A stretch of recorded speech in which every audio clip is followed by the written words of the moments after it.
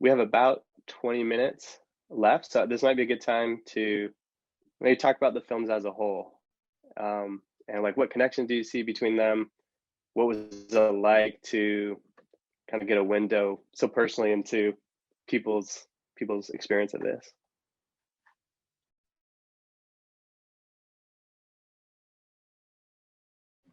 I actually have a question for the filmmakers. Is that okay? Is that appropriate?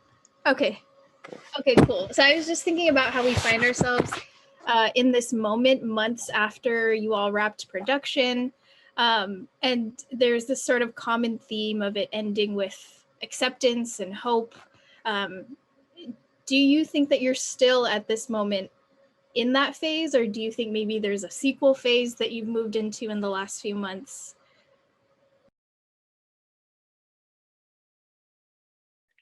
Annie, do you want to address this? Because I remember we talked about this. You talked about like you had your 5 phases, and I asked you recently, like, what phase do you think you're in now? You know, if you were to make this film now, what would the phases be? Yeah, I was trying to come up with like a way to phrase how I was feeling. But I went to college in the fall and then I came back home because all my classes were online and I wanted to save money. So I feel like I'm kind of going through a similar thing again, but I think this time, like now that sorry, my dog's barking. Now that like I've kind of like learned a little bit from like making that film, I'm like trying to, I guess, like figure out not like what I can learn from what I'm doing right now, but like what I can just do with this time that is like not just like kind of filling it with stuff to keep myself busy, but like still like living my life. Cause I think this is like our new reality for a little while at least, or for a long while. I don't know. I'm not gonna say anything, but like, um, yeah, just like trying to figure out how to live my life and like be a college student, figure out like what that's like in COVID and not let that like hold me back. Yeah, if I were in a phase now, because I think the character also went through phases of being materialistic and then coming back to his family. If I were in a phase right now, it'd sort of be I guess, the accepting it phase. While I'll never really fully accept the fact that it's just going to be weird for a while, I think I've gotten to the point where now I understand that while it is uncomfortable to wear a mask and I don't get to see my friends as much, it's for the betterment of people all around me that I need to be doing this stuff, which I think is a good place to be. I would say it's definitely shaped how I kind of go about everyday activities and how instead of having some expectation of what life could be and how we can live up to that expectation, it's brought a more clear understanding of just what is happening right now in this exact moment and how this exact moment is never going to be what we want it to be or what we want it to be in the future. And having that realization just helps me ground myself in focusing on what I'm doing now and what I want to do right now rather than what I want to do later on in life. And that, like, this whole project is giving me that realization that, yeah, life is going to be uncertain and that's okay. That's totally fine. We don't know what the future will hold for us, but what we do know is what we're doing right now, and that's what we have control over.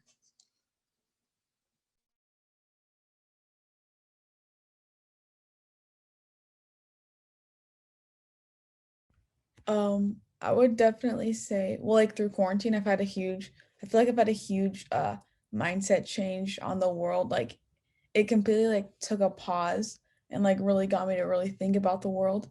And like before all this, I was really surrounded by like a bunch of people. So kind of like when you're surrounded by society and people, like the world kind of shapes you. But now it's kind of like since I'm alone, it's like, well, like in my film, as you saw, I felt stuck on social media. So that was kind of like, I don't know, I felt like that was kind of shaping me in a way, as you saw. Like I felt like I had to appear a certain way or like do certain things to be accepted by society or something. But now it's like, uh, since I'm alone, it's just kind of like finding like learning just to love yourself and like finding who you are rather than letting society kind of control who you are in a way. So yeah, that's kind of been my mindset change, is just like not letting others kind of like swerve you one way, just do what you want to do kind of. So yeah.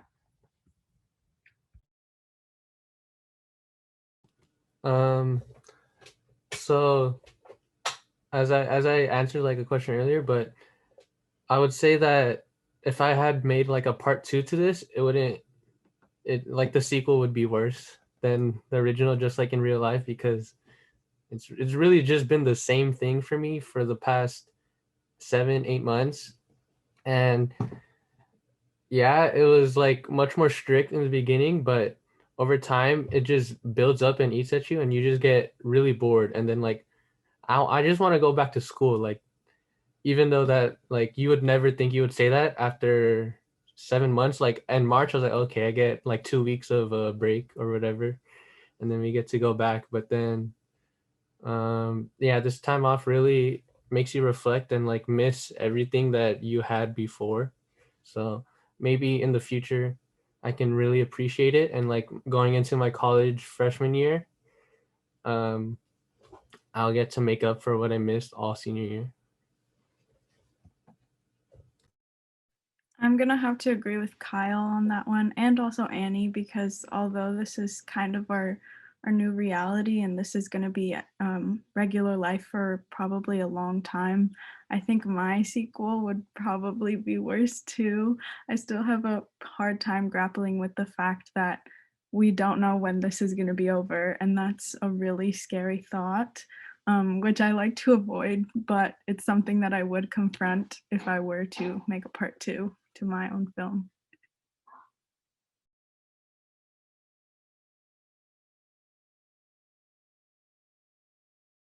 I have a question. So when y'all were first given this opportunity, was like your first reaction more excited or overwhelmed, or like you felt challenged? I mean, I'm not a filmmaker, so my first thought would be very like overwhelmed, but as filmmakers, what was y'all's like first reaction, or like, yeah.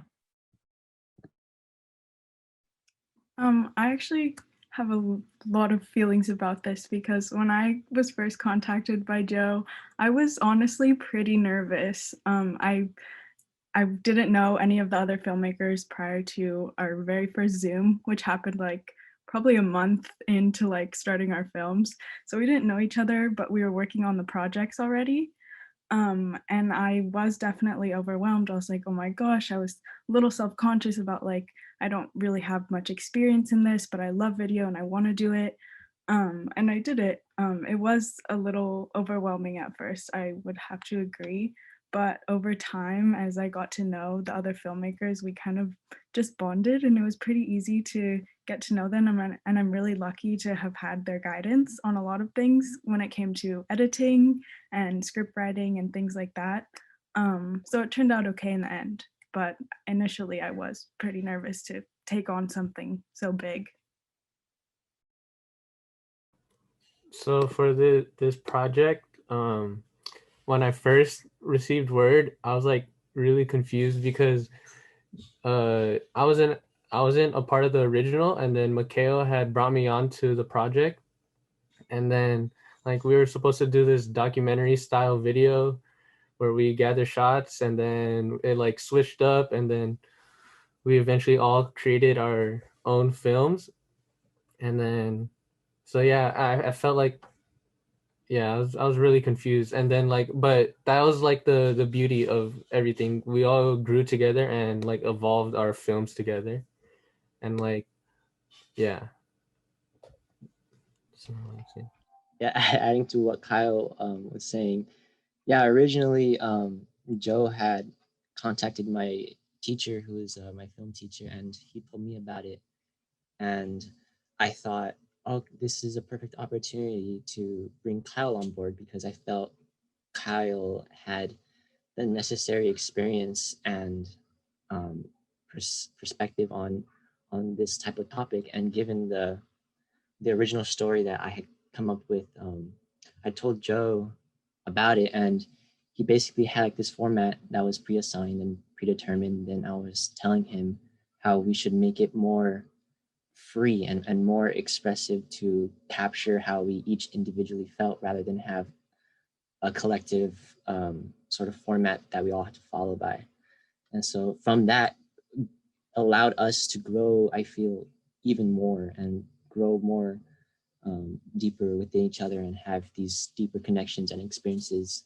And this allowed for this beauty to rise up and to sprout into this whole project that we are now experiencing. So there are a couple good questions then in the chat that pertain to all of you. So one is, said, I'm fascinated by the fact that you come from 6 different geographical areas, yet you're all reflecting a common experience. I would like to hear, what did you find something in common that allowed you to connect with one another? Is there something about all going to LaSallian schools that provided you some common ground?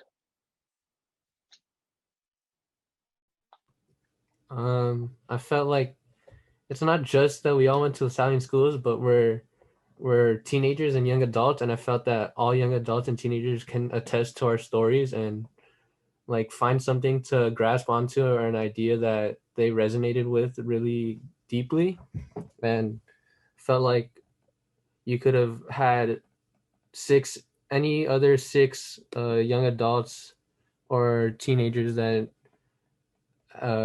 and they could produce something similar, as in story wise. I mean, as in like the ideas that you could take away, because we're all dealing with this together. So I think having the realization that we all have different viewpoints and different perspectives of how we each experience life and how we experience, especially this pandemic. And in a sense, it did pose as a very similar experience for each of us, being isolated and confused and worried about what the future may hold.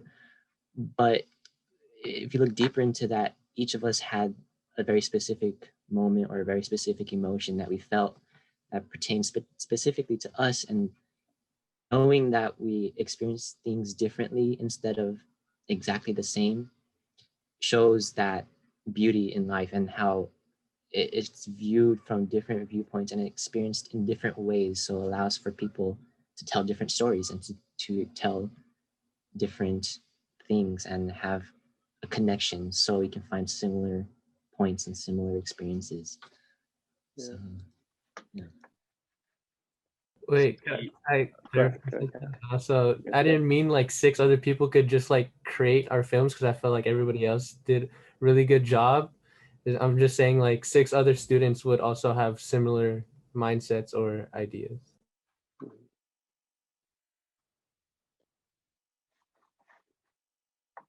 Great. So someone in the chat asked, given that you're all artists, how would you compare your experience to your peers who are not necessarily artists? So I think the question is like, how has art like maybe influenced you being artists influenced your experience compared to your friends who are not artists? I think all of us being artists, it makes you constantly think about everything with a certain amount of depth that's just beyond people who aren't really artists. Because whether you're an artist who paints stuff or makes films, you have some crazy experience in your life and you think, how could I make that into a painting, or how could I make that into a narrative film? And it makes you think about what happened more and more, and you connect more and more to what happened. So as artists, I think it made us think deeper on this crazy experience. I kind of see this more of like, videography and filmmaking. I see it as a platform of us like to express ourselves and to, show what's going on and how we're feeling through this. Because really art is just, it's a way for people to express themselves. And I think that it was just a way for us to, it helped out a lot that, we could make films and show visually how we're feeling and what we're going through. And it just being able to display that and show that, I think, is really powerful. And yeah, so filmmaking. Yeah, sort of what Jonas was saying with like filmmaking and like being an artist, like while I'm making my film, like for this film, I was trying to think of like what visual images will portray like this emotion. And it's like while thinking about it, I was kind of learning exactly like with the puppet show, I was learning like, oh, that shows like, oh, being controlled. So it kind of like being a filmmaker helps you really to understand like I don't it makes you really think about like what's going on and like exactly what's happening. Like I was able to understand like, oh whoa, I really do have this thing feeling like it's controlling me and like I can't like I don't know, control myself. I don't know how to put it into words, but yeah, it helps me to really think everything and like put it visually. I don't know exactly how to explain it, but yeah. Okay. Well, are there any final questions that any of the panelists have for the filmmakers or any of the audience? Somebody mentioned wanting to know like what the teacher experience is. And I know Annie and some of the filmmakers have wondered that too. Like, what would it be like if an adult or like the educators in their lives made films? Like, do they have as much time to think about and be creative as they do? So with that in mind, we so we have our website, and on that there's some discussion questions and some discussion guides, so you all can engage the films more deeply, like use them in your classrooms. And there's assignments that aren't completely finished yet, but they will be on the site soon. And if you want those lesson plans, you can submit your email. And I think it would be interesting for some adults and educators to do that too and share their stories, so we can kind of continue to build community around storytelling. So in the chat, I'm going to share that link to the teacher resources. It looks like these, and also I'm going to send this again.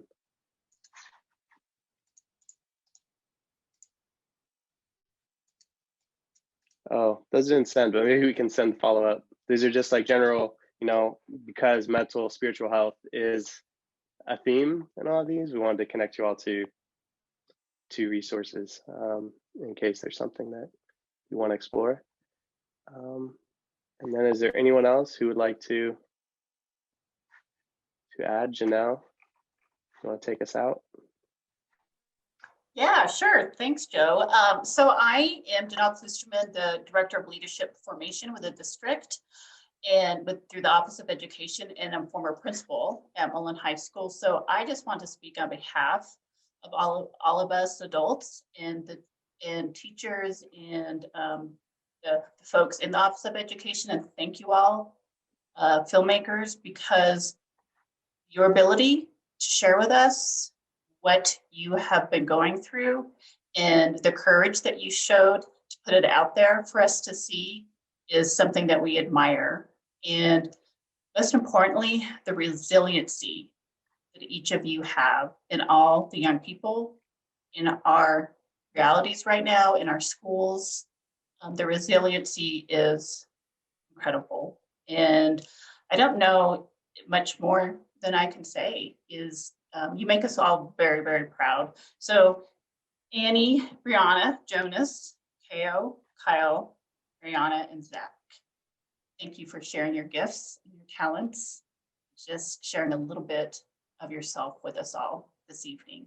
You're all very gifted and very talented. And with that, thank you to everyone who's been a part of this evening. Thank you, Joe, for the incredible amount of work and your guidance with our young people. It's greatly appreciated. And also to everyone else who was a part of this presentation tonight. So with that, have a good evening and thank you, everyone.